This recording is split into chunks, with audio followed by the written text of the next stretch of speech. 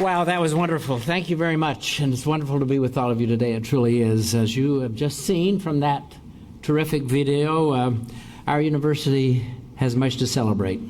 And we are indeed on the move. And we have reached a brand new level of accomplishment and prestige, as you well know. The brightest signpost of our current stature is our ranking as a highest research activity, or R1 university. We are one of just 115 R1 universities among the nation's more than 4,500 higher education institutions. This designation, in my view, and I think in all of our views, is very important. First, it reflects years of innovative and rigorous work by our faculty, our staff, our administrators, our students. Second, it will enhance our ability to attract and retain top-ranked scholars. But while R1 status elevates our university, it does not represent a pinnacle or an apex. We are not done. We have the potential to reach even higher peaks. And in fact, while this accomplishment is worth celebrating, it does not even mark a plateau where we can stop and catch our breath. We cannot stop progress because the future is coming, and it is approaching far faster than most of us imagined. One need only scan the latest headlines to understand that the pace of change is accelerating rapidly, exponentially across the world. And so we find ourselves perched not on a plateau, but on a precarious boundary between today and tomorrow. A boundary between excellence and eminence, a boundary between conventional wisdom and new ideas, a boundary between West Virginia's problems and solutions that lead to success. As we balance on this lofty verge without the time to admire the view or even pose for selfies, we have only enough time for one thing, and that is charting our next ascent. That is why I'm here today, to start a conversation on our campus about our future, to ask, where do we want to be in 5 years, in 10 years, and to begin collaborating with you to craft that journey. To reach our destination, we will have to shred our outdated roadmaps and eschew the comfort of well-worn paths. We must demolish any obstacles that bar our way so we can blaze new trails and conquer new frontiers. We will face challenges here at home, from continued pressures on our budget to the way higher education is structured in our state to our own bureaucracy. And we will feel reverberations from the wider world shocks. Turmoil in the stock market, the downward spiral of the Chinese economy, a dwindling faith in our country's institutions that has marked this very strange election season.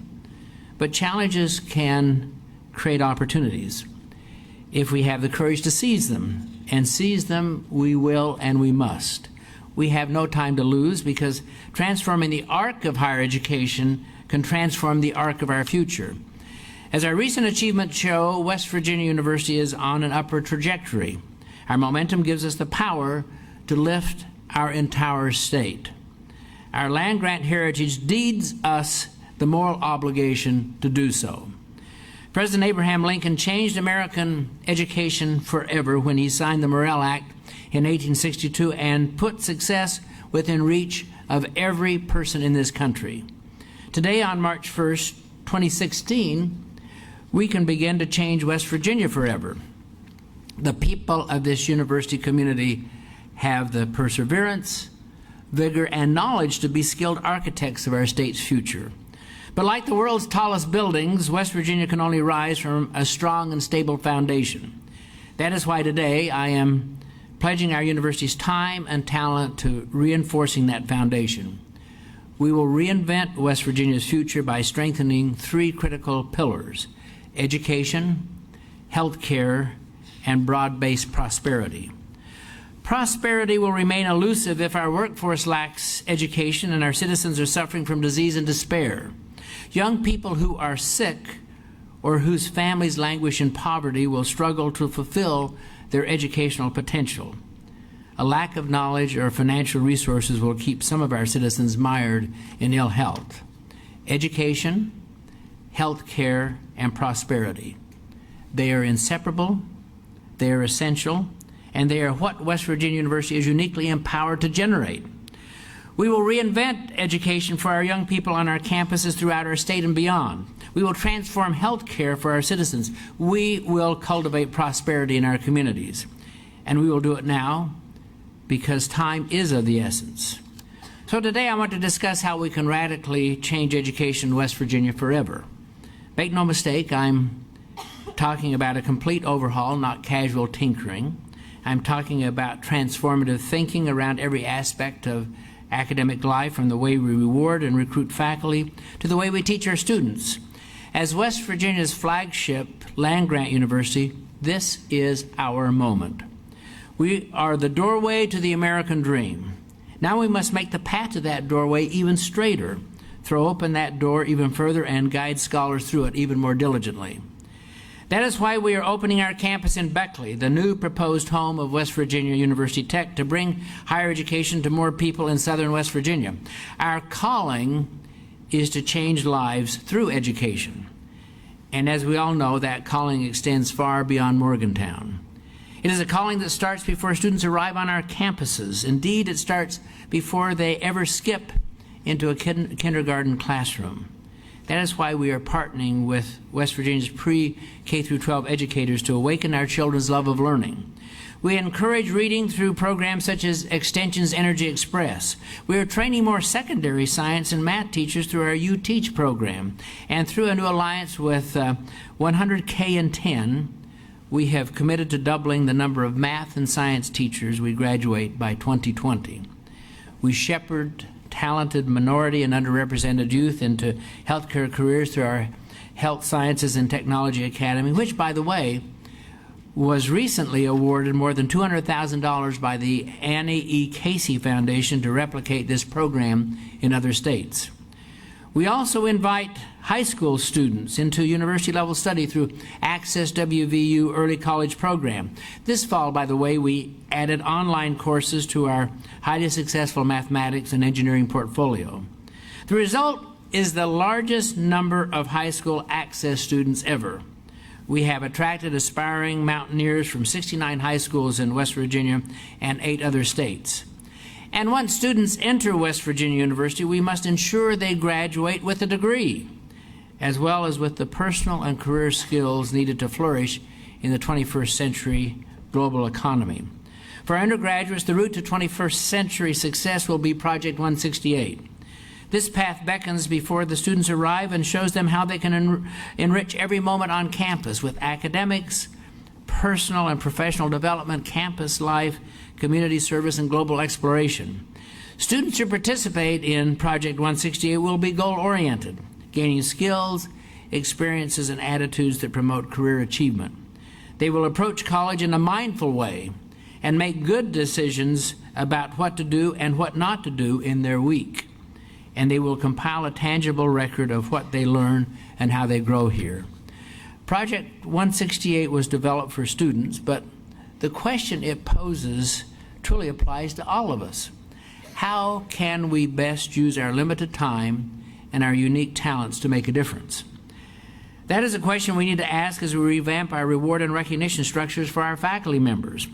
Different people have different strengths, and it makes sense to reward people for what they do best, whether it is teaching or research or service. Our reward systems for faculty and staff should reflect our deepest values. If we truly appreciate great teaching, then we should look for ways to give teaching faculty equality of status and job security. If we truly value fresh perspectives, we must give our younger colleagues greater responsibility and chances for recognition.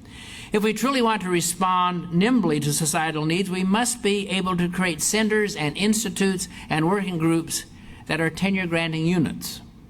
And if we truly prize performance, we must be totally merit-based as an institution and remove policies that impede improvement, and that includes being prepared to pay for quality. We must perform the way we search for faculty and academic leaders, and we must have a strategy to re-recruit our faculty and staff every day. You are this university's rock stars, and we want to keep you here, and we want to keep you on our stage, not just be a launching pad for your world tour. In fact, I want to keep you here even after your work is done by making Morgantown a cool place to retire. And I'm thinking about that. And I want to draw upon your wisdom by enlisting you as a mentor for our undergraduates. Just imagine this, the encouragement and guidance an army of Emeriti faculty could bring to our students. We want to keep you here because you change our students' lives. And in the years ahead, we will need you to meet our students' ever-changing needs. Because just as we finally get a handle on these so-called millennials, it is time to meet a new cohort, Generation Z. Generation Z, today's teenagers. Research shows that they are a completely different animal. Gen Z values college most as the means to secure a good job, but its members also have a sincere love of learning. They want to have careers that suit their interests rather than the needs of others. That means that they tend to envision careers in technology such as computer science and video game development, whereas our present students are more likely to seek careers in healthcare, engineering, and education. Gen Z is enormously entrepreneurial. About 20% of this new generation, think about this, about 20% of this new generation already have their own businesses, and another 20% plan to own a business in the future. And Gen Z students are digital natives. The latest technology is something they expect and embrace, not merely adopt. So what does this mean for our university? It means even more and faster change, a curriculum flexible enough for constant revision, technology that is on the leading edge. It means a new way of thinking, I submit. Our university must shift swiftly and effectively to meet our obligations to this new generation. We are already revising and reinventing the student experience. We are transforming the dreaded first-year orientation course by engaging the wisdom of faculty across campus and focusing on 5 key learning goals. We are seeking input on live and learn communities that will integrate the resident faculty leader program more closely with programming from our colleges. We are encouraging our students to adopt a culture of service through the 12 big Days of Service initiative. These service projects also take us one step further toward fulfilling our goals for the million-hour match.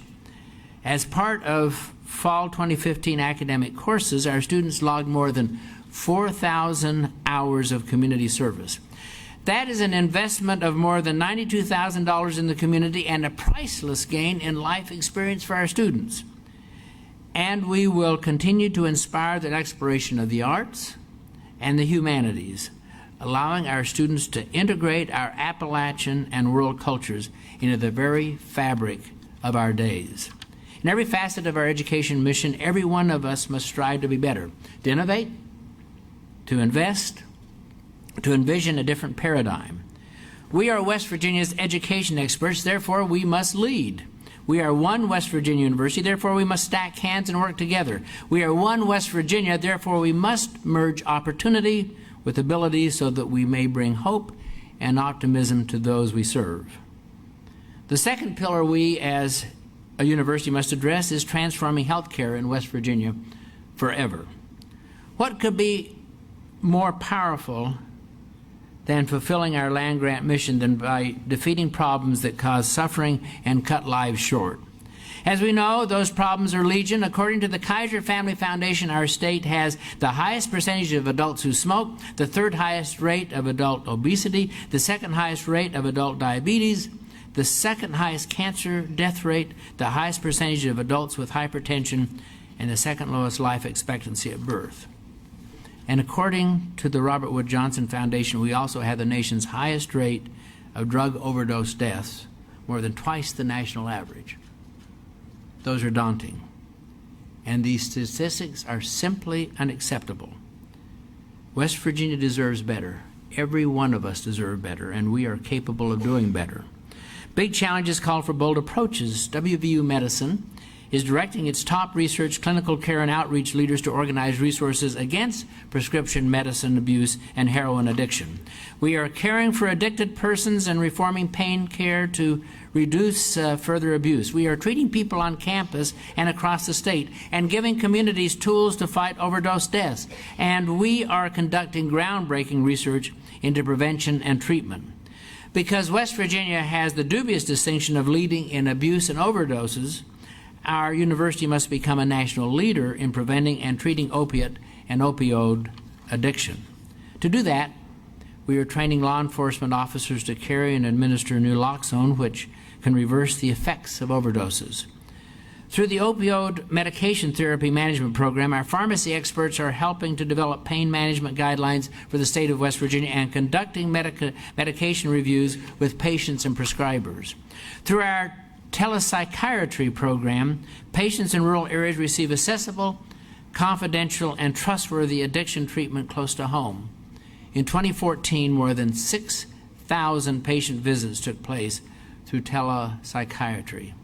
Our Department of Behavioral Medicine offers a comprehensive opioid addiction and treatment program whose leaders are working with the West Virginia University Injury Control Research Center and experts from many fields to predict who is at risk for addiction and to stop it before it starts. We must make a difference in the prevention and treatment of this addiction in our home state, and we will continue to work diligently to do so, I can assure you. Another deadly health threat we must stop is heart disease. To prepare for battle, we are recruiting world-class physicians, such as Dr. Vinay Bwadwar, an internationally recognized master cardiac valve surgeon, to join our outstanding heart team and to lead our new Heart and Vascular Institute. And our Golden Blue Nation also is empowering people to improve their own health and that of their communities. We are partnering with groups like Try This West Virginia. Let me just say that again. Try This West Virginia. I love that. And Sustainable Williamson to provide resources and expertise for community-led efforts.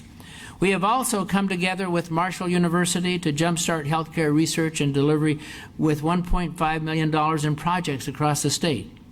By reinventing healthcare, we can ensure that West Virginians thrive, not merely survive, because standing steadfast in survival mode is no longer an option.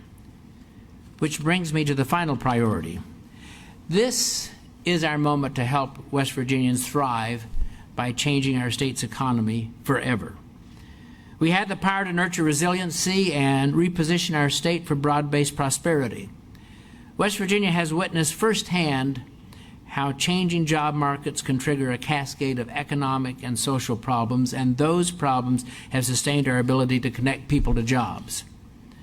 Our university is launching a conversation with community members who have endured these industry shifts.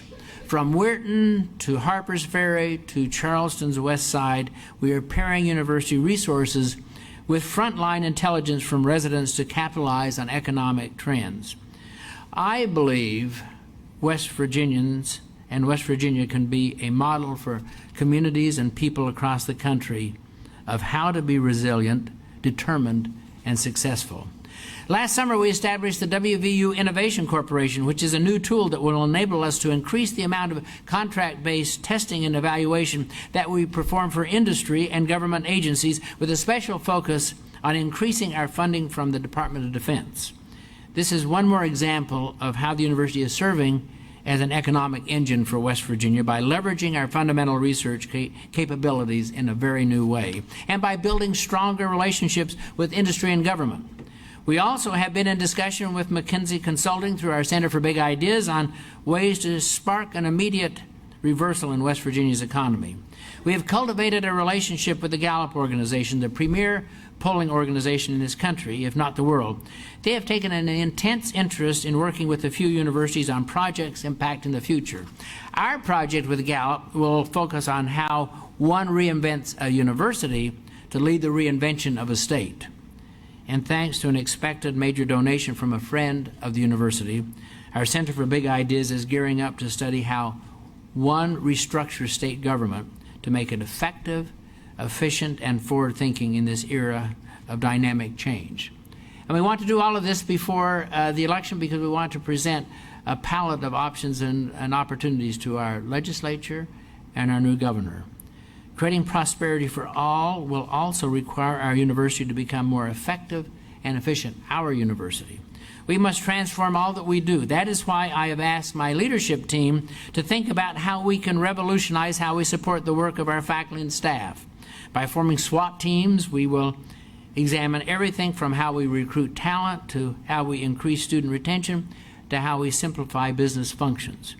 The goal is to identify at least $45 million in cost savings and revenue generation over the next 5 years so that we can reinvest those dollars into the work that is mission critical. We will move quickly while seeking input from a variety of constituencies as we discover new strategies and generate ideas. The SWAT teams are meant to encourage dialogue within the campus community about how we approach our future, a future that must be shaped by our collective ideas if we are to truly position this university as a thought leader in higher education. So that is why I am sharing my ideas with you today, and I want you to share yours with me. Nothing about our future should be set in stone. Beginning this month, I, along with others, will be holding campus conversations around these priorities and other important topics. It is critical that we have open, honest communication if we are able to transform this institution. Only by re-examining and reinventing our work can we become a catalyst for political, social, and economic transformation in West Virginia.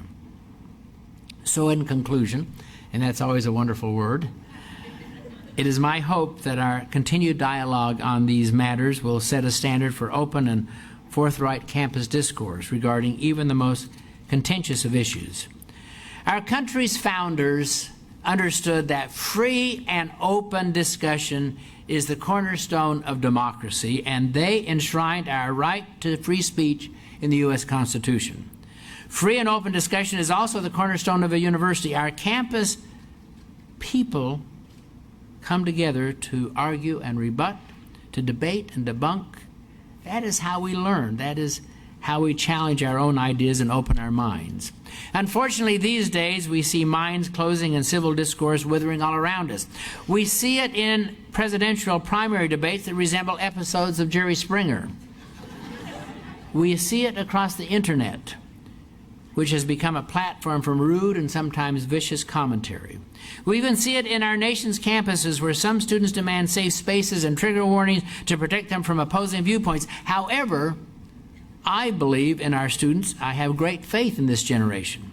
What is more, I have faith in the university experience. A university's role is not to make people comfortable. It is to make them think. Our responsibility is not to shield students from harsh winds outside. It is to teach them how to weather strong disagreements. Any attempt to deny free speech protections to others is a threat to our own freedom. It is a threat to education, and it is a threat to democracy itself. President Lincoln, who led at a time of greater division and despair than we can even imagine, said, "Our defense is in the preservation of the spirit which prizes liberty as a heritage of all men, in all lands, everywhere. Destroy that spirit, and you have planted the seeds of despotism around your own doors." Our university is a miniature version of the wider world, drawing students from 110 countries, 50 states, and 55 counties.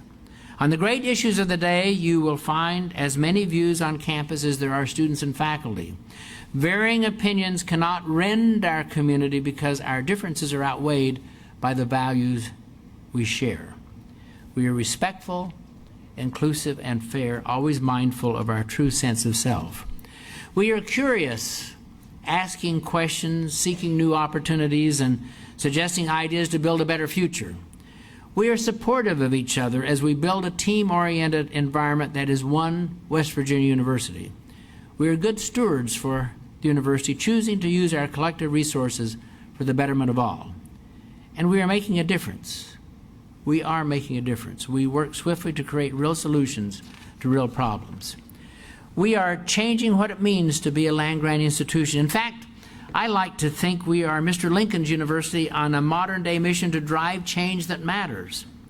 I am proud of our new research classification, immensely proud. I am proud of our faculty, our staff, and our students who have devoted their time and talents to this institution so that it may grow. I am proud of our elevated reputation on the national scene, but I am most proud of the values that guide our work and the potential we have to change life forever for 1.8 million West Virginians. Doing our best for them is our noblest calling. West Virginia is a noble calling and our proudest distinction. And our link to them is an unbreakable lifeline that sustains us all as we scale ever higher mountains. So that ends my formal remarks, and now what I'd like to do is take any questions, which I always like to do at the end of any kind of presentation. Do I have any questions in the audience? Oh, Jennifer, okay. I have a loud voice. Okay, great. Thank you, President Gee, for your inspiring words and your inspirational leadership. You had mentioned Project 168. Could you tell us a little bit more about how and when it will be implemented? Yeah, let me just talk about that for a second. You know, my view of the world is the fact that our students are on this campus together with us for 168 hours a week. They're in class for 18 hours a week, and the faculty in this room do a wonderful job. But the question is, what happens to the other 150 hours? And I tell everyone that every university in this country, all 4,500 of them, want to make certain the students are safe, that they have good food and a good place to eat, or a good place to sleep. Well, that gives everyone a C-, because everyone is doing that.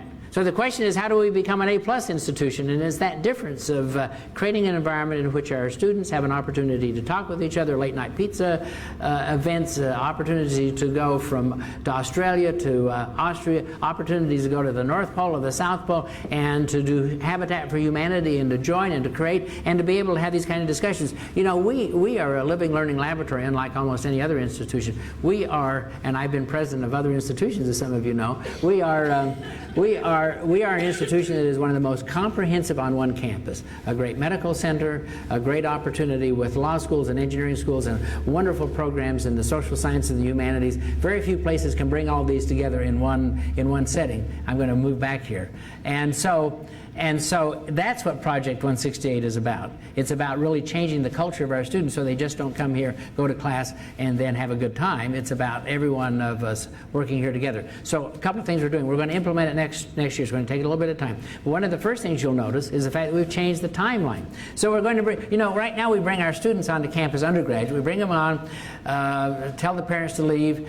We have a day with them. They throw a big party, and then we get off to class. It's very unhealthy in many ways. So we're going to take about 3 or 4 days, let everyone get an orientation. We are moved, by the way, we've moved our adventure program, which is the best in the country, from 300 being able to do that to 1,500 next year. And our goal is to have all 5,000 of our freshmen have that opportunity, because that creates a whole different environment. And it is about our faculty having an opportunity to be able to work more closely with these students at an early time. We're just an example, we're changing a lot of the organizational movement. We no longer will have fraternities and sororities recruiting at the very first part of the semester, even though that's what they've done up to this time. We will move it to the second semester. All those kinds of things is a change in the culture and the dynamics, focusing on us as a academic institution in which we work smart and we play smart, and that's what we're trying to create. Questions? Do I see any other questions? Yes, sir. Tell me your name. Kyle. Kyle. I'm yelling for everybody. I'm a student here, a law school student. One of the things I've noticed that I wanted to bring up was the new beer and wine we're selling at the Evansdale Crossing. That to me is just a little weird with the change of culture, plus the Side Pocket Pub and now Sheets, which is located on campus. All of that seems to be a weird. I wanted to hear your opinion about how that changes the culture. Well, many people know I'm a devout Mormon. I've never had a drop of alcohol in my life, so I'm Nixon in China on this issue. I think what we're trying. I think first of all, our board took a very hard look at that.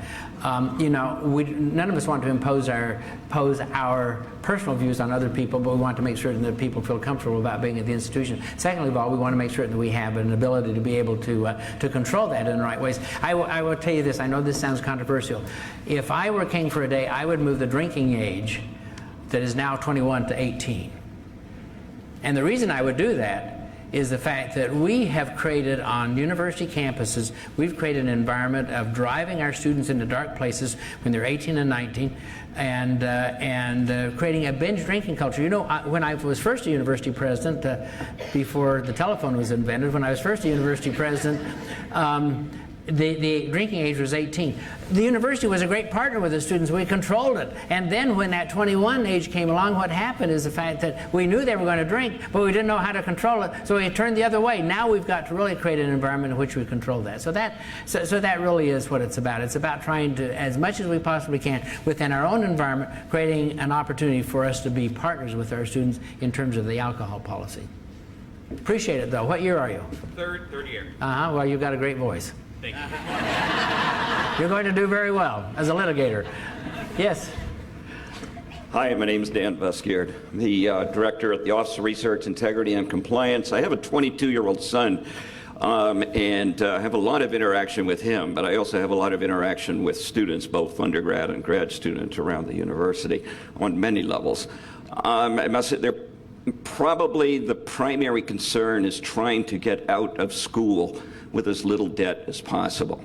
And so perhaps you can talk to me a little bit about universities' measures that are being taken to try to minimize that debt. Yeah, you know, I'll give you a couple of notions here. First of all, we raised our tuition here 10% last year, and that sounds like a lot. But I told everyone if I had raised the tuition at the University of Colorado, where I next went, by 10%, we'd raised it by about $3,500. If I'd raised it at Ohio State, it would have been about $4,000. If I'd raised it 10% at Brown, it would have been about $7,000, and at Vanderbilt, it would have been about $7,000, and at West Virginia University, it was $600.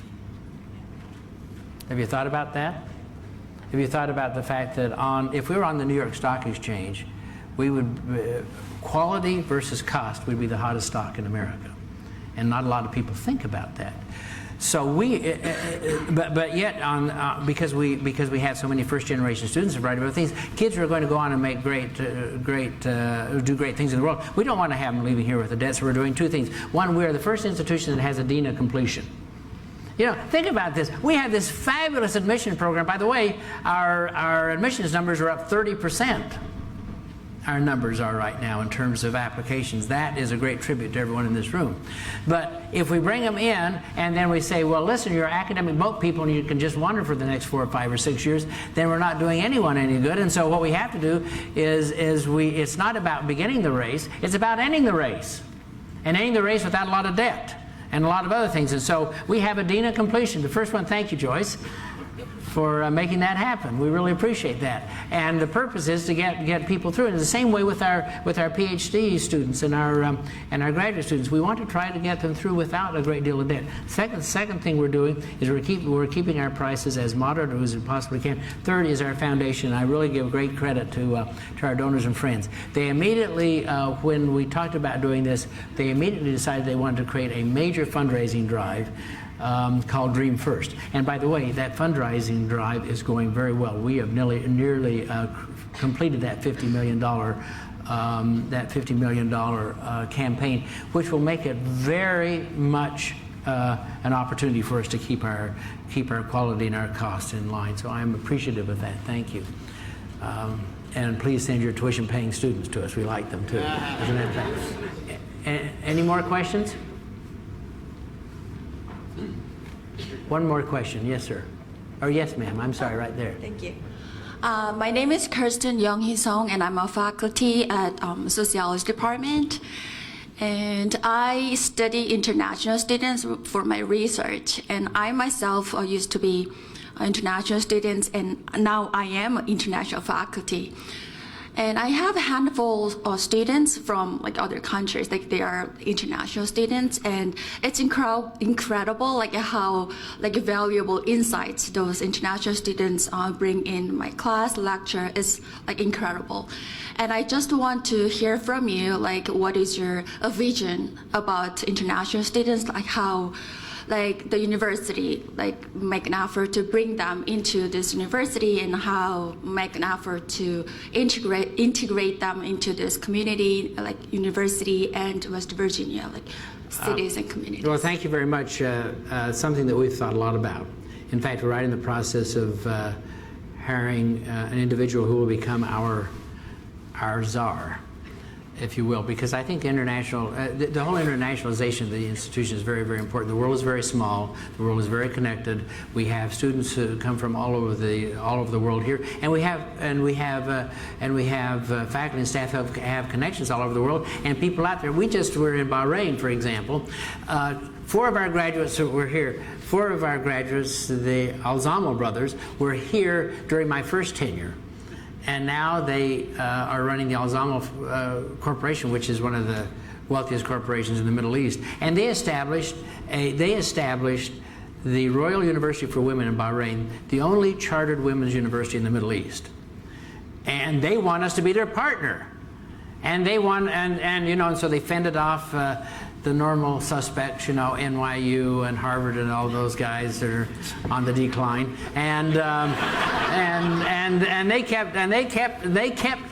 they said, we want you to be our partner. And so we're trying to, what we're going to do is we're going to put together a very comprehensive program to make certain that students come here, have a great experience, that we open up this university to them, that we make certain that we're attracting the best and brightest, but also that we now have very clear conviction about how do we create an international program. You know, I travel with David Stewart, and David, I don't know, David is right here somewhere. David and I, you know, we have what, over 400 or 500, we have about 400 plus protocols around the world. Well, those are like love letters.